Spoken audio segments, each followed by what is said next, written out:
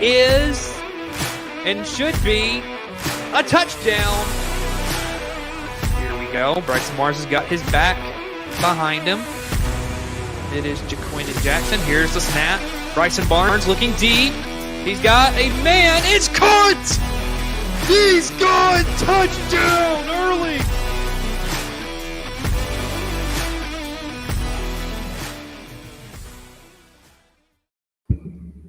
All right, everybody. Welcome to College Football Wraparound. I'm Cooper Naylor, and I am so glad that you could join us here today. And so we have got a great show coming up for you today. Of course, you see at the top, don't forget to like and subscribe because we are trying here at Saber Broadcast Network, as far as the YouTube side, we are trying to get to 100 subscribers before the end of the year. So, New Year's Eve, we will be doing a special New Year's Eve stream right here on the channel. So, I'm going to go ahead and show you. This is just our current subscriber count as part of the YouTube analytics. And so, as you can see, we sit at 96 subscribers on YouTube.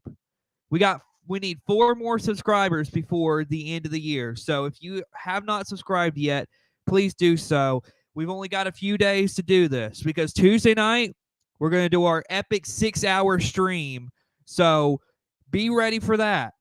So with that all being said, it is time to get into some college football content for today.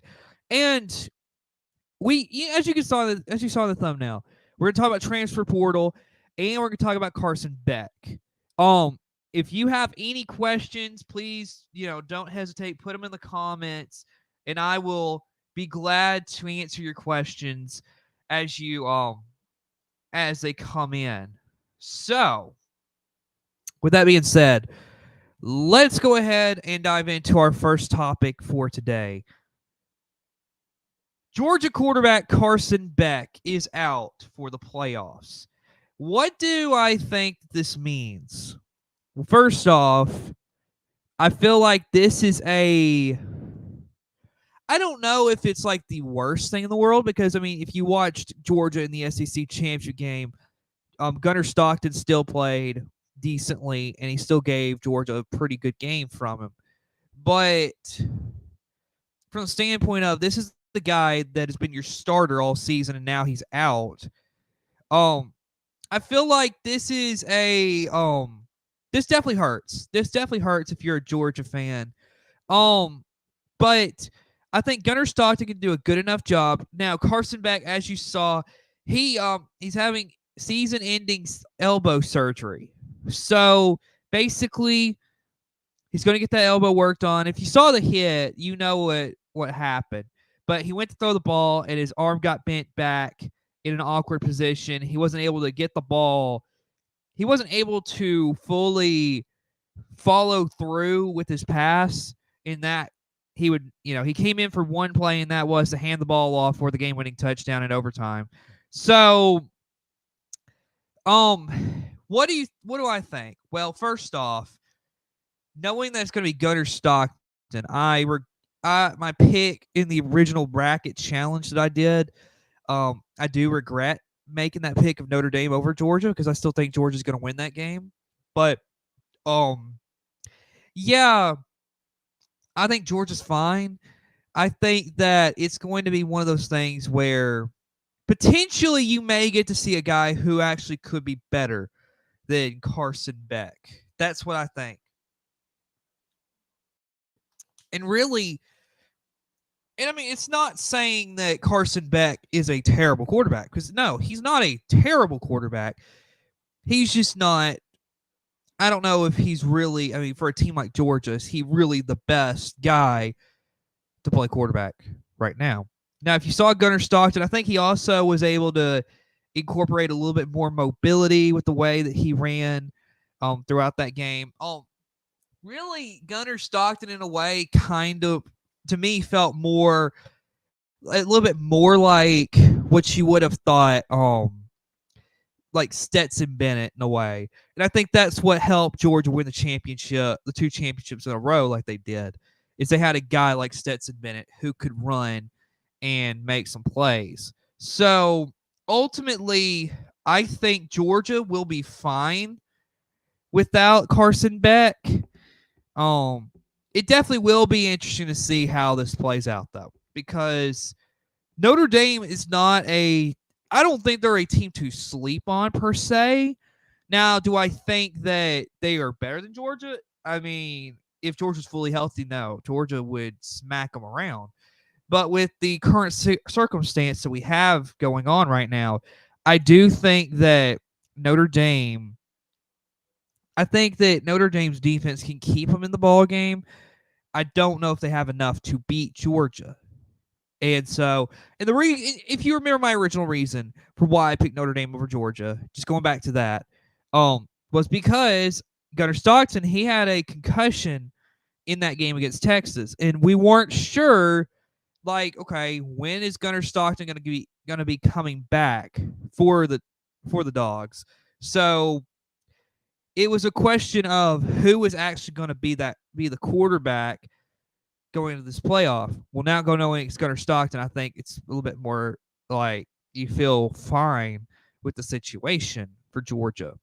So Carson Beck is out. We'll just have to wait and see what happens the rest of this season. But I don't know if this is going to be a situation where, realistically, where a team like Notre Dame could beat Georgia.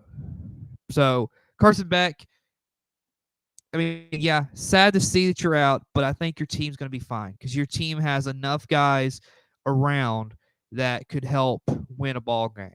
So I think they're perfectly fine.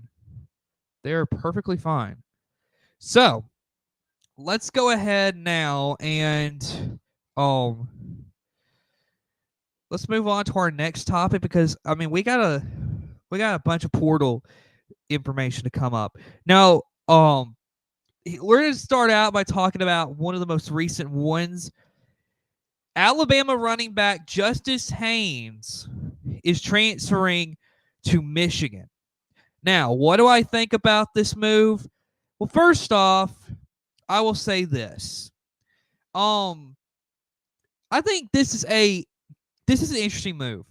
But I think ultimately what it comes down to, I believe he said this before he announced where he's going, is that whoever he was going to gave him a lot of money, and that's why he's going. Now, Michigan, if you look at, they went out and they spent a lot of money on Bryce Underwood. They've been very active in the portal this year, and it's not a shocker to see Justice Haynes going to Michigan. Do I think that this is a good move for him? I think so, because compared to the way Alabama was playing offense this season, I think he will have so much success at Michigan, because what they're going to do is they're going to say, okay, we got a guy right here who can run the football. Let's give him the ball. Let's give him the ball. It's that, and I'll say this, from watching Bama all year, having watched them in person there in Tuscaloosa, that was the thing that I felt hurt Alabama the most, is they were unwilling to give the ball to guys like Justice Haynes and Jam Miller. Now, of course, in the Auburn game, it seemed like they were a little bit more willing to do it. In the Missouri game, it seems like they were actually a little bit more willing to do it. But the whole season, Alabama didn't want to run the ball. Justice Haynes is going to go to a team now that is going to be willing to give him the ball, because you're at Michigan. You're going to be in a cold weather situation. Quite frankly, you're going to have to run the ball effectively if you're Michigan. If you go look at the game against Ohio State, the team that's freeing the ball the best has won the game. Michigan's done that for the last 4 years. That's what they need. They need to be able to run the football in the most effective way, give themselves a shot at beating Ohio State, give themselves a shot at being really good next season. So what you got here is you've got a guy who can ultimately win you football games by running the football. And he never got a chance at Alabama to really develop into the player that he was meant to be. That's sad to say, but that's the truth. Michigan is going to give him all the opportunity in the world because he's going to be the number one guy. He's going to go prove to everyone why Alabama made the wrong decision in not running the football more. Alabama decided they were going to rely on Jalen Milroe this season, and it hurt them. It hurt them. And now Justice Haynes is going to say, hey, look at this. I'm going to go to Michigan, and I'm going to play some of the best football you've seen from a running back. Yeah, I think that's what's going to happen, folks. And you know who's going to sit here and say, I told you so? Me. Because it's the truth. Justice Haynes is a really good running back. And Michigan is going to have their rushing stats next season. Be ready. It's going to be incredible to see. Michigan's run game is going to be electric next season. It's going to be fun to watch. I'll say that. All right, let's turn our attention now. Zachariah Branch is transferring to Georgia. Now, if you know the name, you know he started at US. He was a USC receiver. He did pretty good. But ultimately, Lincoln Riley's teams there in Southern Cal, they haven't done anything. And quite frankly, I think a guy like Zachariah Branch realizes he is a receiver that could be a number one wherever he goes, and he's not having the same success as what he could if he transferred out. So he's going to Georgia now. Do I think this is a good move? Absolutely. Because let's say this. Carson Beck leaves and he goes to the NFL. Although I believe he's not going to be a first round guy. At least I don't think he's good enough to be a first round guy. I think he's good enough to maybe be second or third round, but not first round. But fact of the matter is, Zachariah Branch, whether it's Carson Beck or Gunnar Stockton throwing youth football, you're going to get the ball. And I think that's one thing that's missed from this Georgia team is that Carson Beck hasn't been able to find his guys as good as what he did last year when he had Bowers and McConkey. Georgia, though, I got to say this. They're getting a guy who is going to be able to carry them as far as this is your top receiver. No doubt, this is going to be your top receiver next season. And for Georgia, I think that's a scary thought when you're a team that's not like going to have to play Georgia next season. Zachariah Branch can burn you. This is a really good receiver. Georgia has just picked up a really great receiver. Now, there was another receiver that I'm going to get into a little bit later that Georgia missed on, but ultimately you got Zachariah Branch. And I think the way you got to play this, if you're Georgia, you got to go to him, like at least target him 10 to 12 times a game. I feel like that's a sweet spot for Zachariah Branch.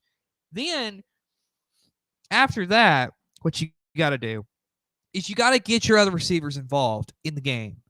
If you can get your other receivers going while also getting Zachariah Branch the ball like 10 to 12 times a game, then I think that you definitely look like you're going to have an interesting team.